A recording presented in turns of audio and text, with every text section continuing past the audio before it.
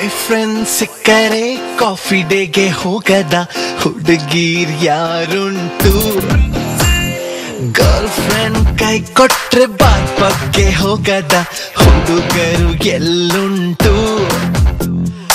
SMS ನಲ್ಲೇ ಮರ ಹತ್ತಿ ಬೀಳಿಸದ ಲವರ್ಸ್ ಎಲ್ಲುಂಟು. ಮಧ್ಯದಲ್ಲಿ ಸಿಕ್ಕಾಕೊಂಡು ಅದ್ರ ಬಗ್ಗೆ ತುಂಬಾ ಪರಿತಪಿಸಿ ಅದ್ರ ಬಗ್ಗೆ ಮಾತಾಡೋಂಥವ್ರು. ಆಮೇಲೆ ಟ್ರಾಫಿಕ್ ಜಾಮ್ ಮಧ್ಯೆ ಸಿಕ್ಕಾಕೊಂಡ್ಬಿಟ್ಟಾಗ ಅದರಲ್ಲೇ ಒಂದೊಂದು ಕತೆ ಕಟ್ಕೊಳ್ಳುವಂಥವ್ರು.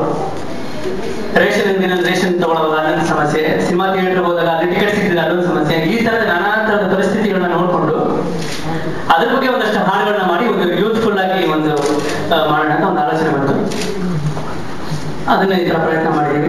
ಎಲ್ಲ ಹೊಸ ಹೊಸ ಗಾಯಕರು, ಹೊಸ ಹೊಸ ಗಾಯಕರು ಇದ್ರಲ್ಲಿ ಹಾಡಿದ್ದಾರೆ. ಹಾಡಿದವರೆಲ್ಲರೂ ನಮ್ಮ ಕನ್ನಡದ ಗಾಯಕರು.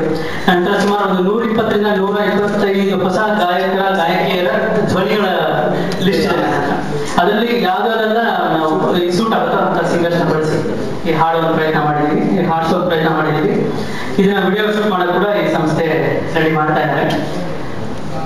ಈ ಬಾಯ್ ಫ್ರೆಂಡ್ ಸಿಕ್ಕರೆ ಕಾಫಿ ಡೇಗೆ ಹೋಗದೇನೋ ಹುಡುಗಿಯರು ಹೇಳ್ತಾರೆ, ಗರ್ಲ್ ಫ್ರೆಂಡ್ ಕೈ ಕೊಟ್ರೆ ಬಾಲ್ಕಕ್ಕೆ ಹೋಗದಿರೋ ಹುಡುಗರು ಇರ್ತಾರೆ, SMS ನಲ್ಲೇ ಮರ ಹತ್ತಿ ಬೀಳಿಸ್ತಾ ಇರುವಂತಹ ಲವರ್ಸ್ ಇರ್ತಾರೆ.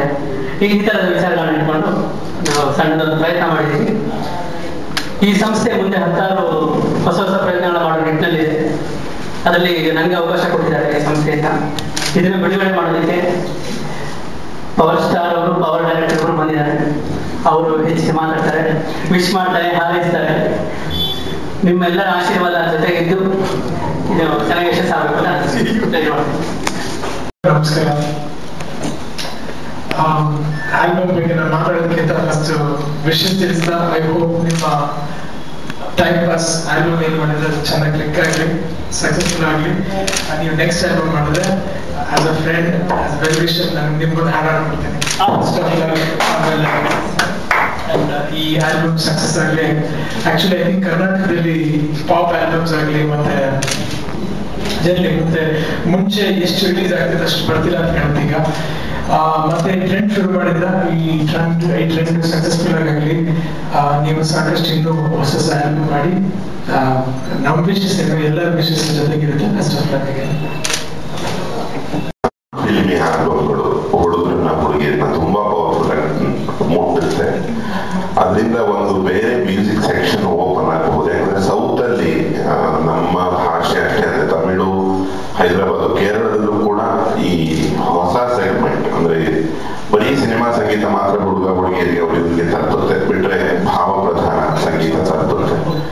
ಎರಡರ ಮಧ್ಯೆ ಇರುವಂತ ಒಂದು ತುಂಟತನದ ಹಾಡುಗಳು ಇವತ್ತಿನ ಕಾಲೇಜ್ ಬದುಕು ಮತ್ತೊಂದು ಮಗದೊಂದು ಇಟ್ಕೊಂಡು ಒಂದು ಆಲ್ಬಮ್ ಹೊರಗಡೆ ಹತ್ರ ಆದಷ್ಟು ಮ್ಯೂಸಿಕಲಿ ತುಂಬಾ ಒಳ್ಳೆ ಮೈಲೇಜ್ ಕ್ರಿಯೇಟ್ ಮಾಡುತ್ತೆ.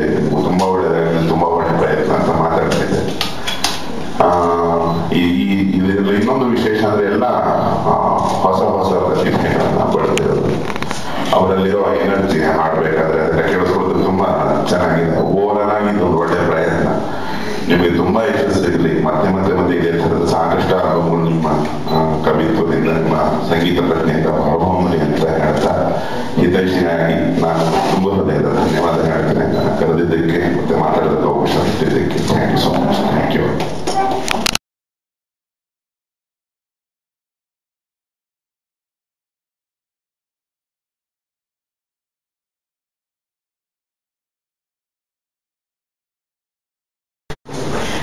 ನನಗೆ ಗೊತ್ತಿರೋದು ಎರಡೇ ಕೆಲಸ, ಒಂದು ಸಂಗೀತ ಮತ್ತು ಸಾಹಿತ್ಯ. ಅದರಲ್ಲಿ ಇನ್ನು ಹೆಚ್ಚಿಗೆ ಪರ್ಫೆಕ್ಟ್ ಆಗಬೇಕು ಅಂದ್ರೆ ಅದರ ನಾನಾ ಮಜಲ್ಗಳ ಬಗ್ಗೆ ಒಂದಷ್ಟು ಪರಿಶ್ರಮ ಮಾಡ್ಕೊತಾ ಇದ್ದೀನಿ. ಚಿತ್ರರಂಗ ಯಾವ ಮಟ್ಟಕ್ಕೆ ಅವಕಾಶಗಳು ಕೊಡ್ತಾ ಇದೆ, ಯಾವ ಮಟ್ಟಕ್ಕೆ ನನಗೆ ಸನ್ನಿವೇಶಗಳು ಸಿಗ್ತಾ ಇದೆ, ಅದಕ್ಕೆ ತಕ್ಕ ಹಾಗೆ ಪೂರಕವಾಗುವ ಹಾಗೆ ಸಂಗೀತವನ್ನು ಮಾಡ್ತಾ ಬಂದಿದ್ದೀನಿ. ಸ್ವಲ್ಪ ಈ ಪಾಪ್ ಸ್ಟೈಲ್ ಪಿಕ್ಚರ್ಸ್ ಅಥವಾ ಬೇರೆ ಸ್ವಲ್ಪ ಫೋಕ್ ಸ್ಟೈಲ್ ಪಿಕ್ಚರ್ಸ್ ಈ ತರ ಸಿಕ್ಕಿದಾಗ ಅದಕ್ಕೆ ತಕ್ಕ ಹಾಗಂತ ಸಂಗೀತವನ್ನು ನೀಡುವ ಪ್ರಯತ್ನ ಮಾಡ್ತೀನಿ. ಪ್ರತಿನಿತ್ಯ ದಿನಕ್ಕೆ ಒಂದು 20ರಿಂದ 25 ಟ್ಯೂನ್ಸ್ ಕಂಪೋಸ್ ಮಾಡ್ಕೊಳ್ತೇನೆ. ಅದು ಸುಮ್ಮನೆ ಒಂದು ಬ್ಯಾಕ್ ತರ ಇದೆ. ತೋಚುವ ಒಂದು ವಿಷಯಗಳನ್ನ ಬರೆದಿಟ್ಕೊಳ್ತಾರೆ.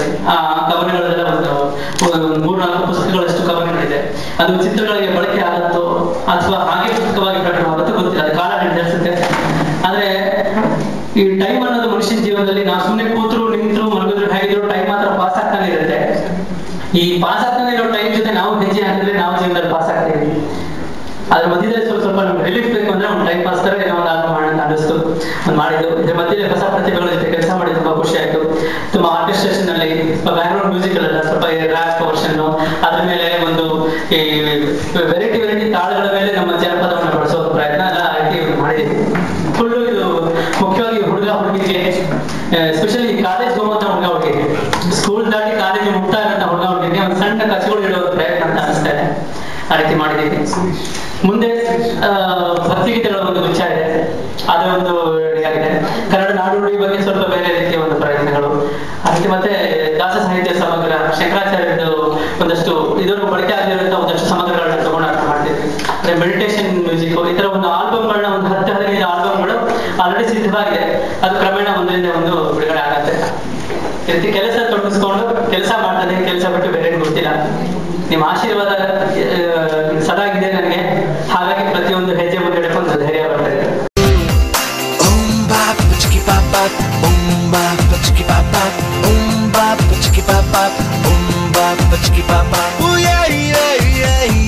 ಬಾಯ್ ಫ್ರೆಂಡ್ ಸಿಕ್ಕರೆ ಕಾಫಿ ಡೇಗೆ ಹೋಗದ ಹುಡುಗೀರ್ ಯಾರುಂಟು, ಗರ್ಲ್ ಫ್ರೆಂಡ್ ಕೈ ಕೊಟ್ರೆ ಬಾಪಕ್ಕೆ ಹೋಗದ ಹುಡುಗರು